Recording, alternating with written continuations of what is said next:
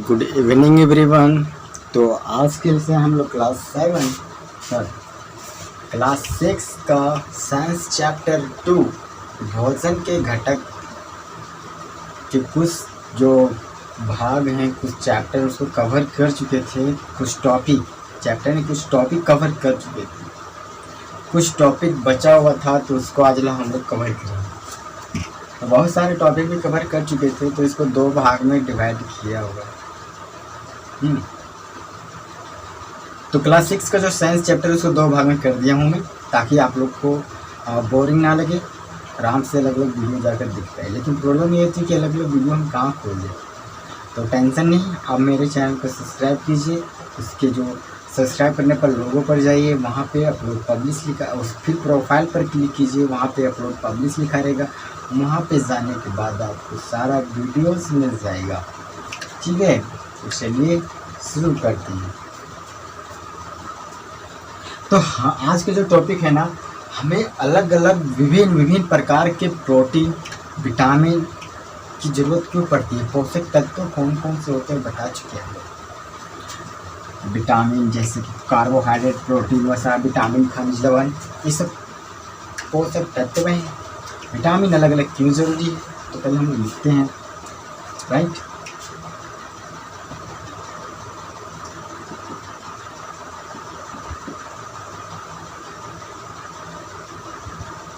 हमें अर्थात सभी सजीवों को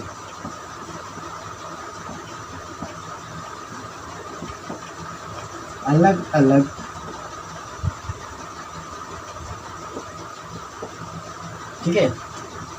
अलग अलग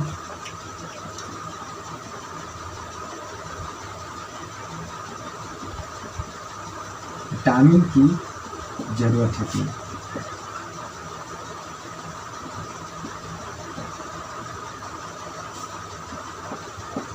तथा पोषक तत्वों की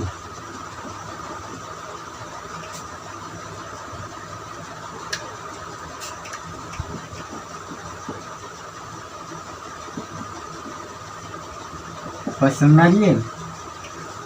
तो पोषक तत्व विटामिन, पोषक तत्व कितने प्रकार के होते हैं? 5 प्रकार के। प्रोटीन, कार्बोहाइड्रेट, विटामिन, खनिज लवण और ये सब 5 प्रकार के होते हैं। Protein A, B, protein A, vitamin A, vitamin B, vitamin C, vitamin D, vitamin E, vitamin K, इस तरह के। ठीक है ना। तो ये तो फिक्स है कि हमें अलग अलग चीज़ों की ज़रूरत पड़ती है, कि सिर्फ हम कार्बोहाइड्रेट से ही जीवित रह जाएंगे, तो सिर्फ प्रोटीन से ही जीवित रह जाएंगे, तो सिर्फ वसा, खनिज लवण ये सबसे जीवित रह जाएंगे, या तो विटामिन ए से सिर्फ, या तो विटामिन बी से सिर्फ, या तो विटामिन डी से ही जीवित रह जाएंगे। हमें सभी प्रकार के पोषक तत्व तथा सभी प्रकार के विटामिन लेना अनिवार्य होता है, जिससे हमारा शरीर स्वस्थ रहे, कहीं नुकसानदायक हमारे शरीर को कोई क्षतिग्रस्त नहीं पहुंचा पाए, साथ ही साथ शरीर पर कोई रोगाणु अटैक न कर दे, उसके लिए भी विटामिन की ज़रूरत पड़ती है। तो चलिए शुरू करते हैं कि कौन कौन सी विटामिन की ज़रूरत पड़ती है। हम तो पहले जानते हैं कि कार्बोहाइड्रेट हमें ऊर्जा प्रदान कौन करता है? कार्बोहाइड्रेट। और कार्बोहाइड्रेट सबसे ज़्यादा मात्रा में चावल में पाया जाता है। राइट, सभी पाए जाते हैं लेकिन अधिक मात्रा में चावल में पाया जाता है, और चावल को तो सभी लोग लाइक करते हैं। ठीक है, तो सभी प्रकार के उसमें क्या होता है कि कार्बोहाइड्रेट चावल में पाया जाता है, सभी प्रकार के हमें विटामिन की भी ज़रूरत पड़ती है, ताकि कहीं भी कोई भी प्रॉब्लम नहीं हो। अधिकतर ये देखा गया है। तो जो विटामिन होते हैं, vitamin A, vitamin C, vitamin D, vitamin E, vitamin K, है ना, तो ये सब की ज़रूरत पड़ती रहती है।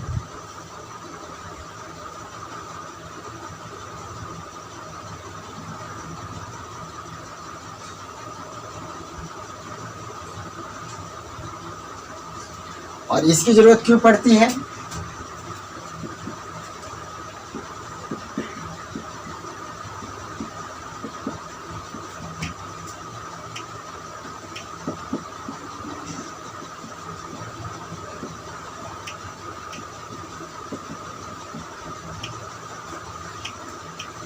हमारे शरीर की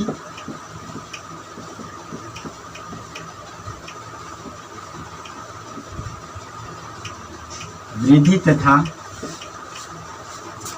स्वच्छ बनाने का, स्वच्छ रखने का काम करती है।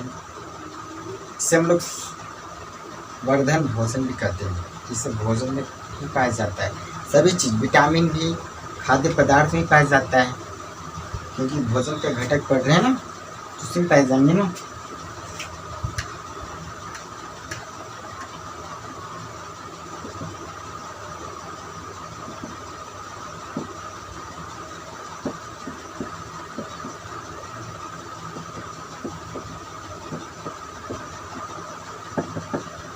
राइट। तो प्रोटीन कार्बोहाइड्रेट हमारे शरीर को वृद्धि तथा स्वस्थ रखने का काम करते हैं, जिससे हमारे शरीर कोई भी कंडीशन में कई भी चीज़ों का सामना कर सके। इस वृद्धि और स्वस्थ रखने में काम करता है कौन? कार्बोहाइड्रेट, प्रोटीन, ये सब। तो चलिए अब हम लोग विटामिन के बारे में थोड़ा सा पढ़ लेते हैं। मैं पीछे बार बार कैमरा मुझे देखना पड़ रहा है। और सभी में थोड़ा मात्रा में मौजूद रहता है, चाहे वह प्रोटीन, कार्बोहाइड्रेट, सभी खाद्य पदार्थ में वे सब उपस्थित रहता है। और एक चीज याद रखिएगा कि हमारी सूर्य से हमें क्या मिलता है पता है? विटामिन डी प्राप्त होता है सूर्य की रोशनी से। मैं यहाँ नहीं लिख रहा हूँ, तो आप सूर्य की रोशनी से विटामिन डी की प्राप्ति होती है, और ये सब अधिकतर देखा जाता है। और मैं अभी विटामिन के बारे में बात करूँगा, तो कुछ वैसे विटामिन हैं। तब तक आप इसे नोट कीजिए वीडियो स्टॉप करके। तो विटामिन की कई प्रकार भी होते हैं। ये नहीं कि विटामिन ए ही होगा, या तो विटामिन बी ही होगा, विटामिन सी होगा, या विटामिन डी होगा। वो सब भी होते हैं, और भी होते हैं। विटामिन ए, विटामिन के भी होते हैं। तो सभी विटामिन का अलग अलग काम होता है। ये नहीं कि विटामिन जो ए काम करेगा वह बी भी काम करेगा, वैसी बात नहीं है। विटामिन सभी होते हैं, बट अलग अलग काम होता है सभी का। विटामिन ए का काम अलग, विटामिन बी का काम उससे अलग, तो सभी से अलग अलग सभी विटामिन का जो कार्य होता है, जो कार्य करने की जो क्षमता होती है, अलग अलग होती है।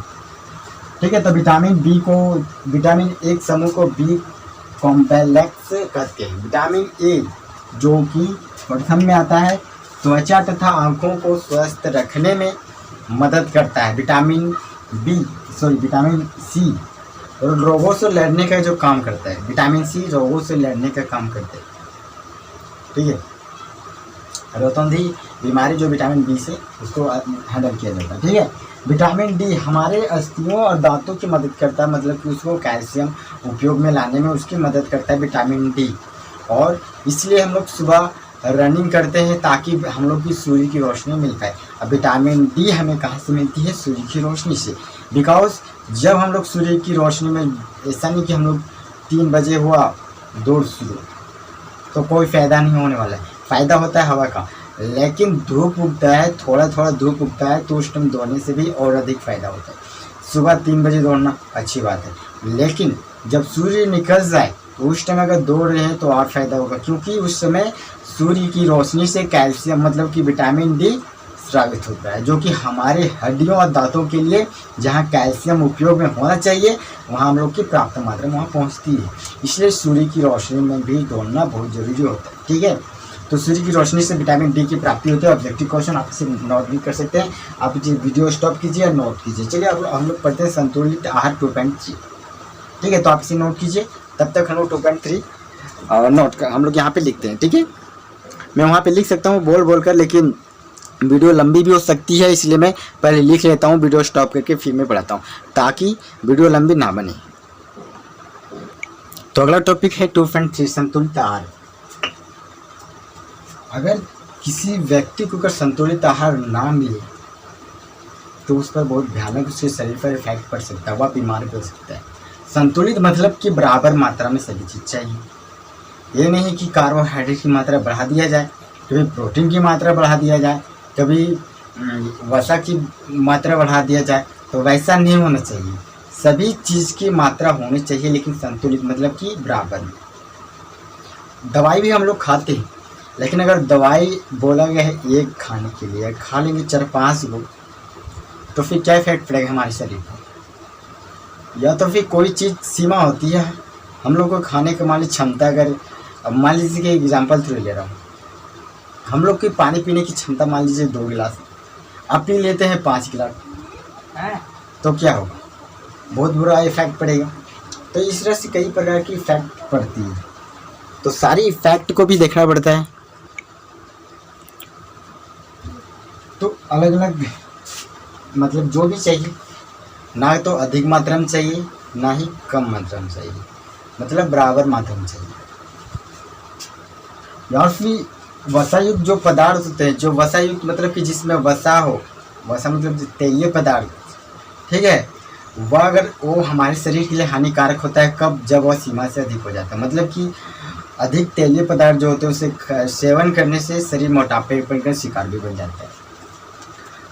फिर इसका जो टॉपिक है 2.4 का, अभाव से रोग।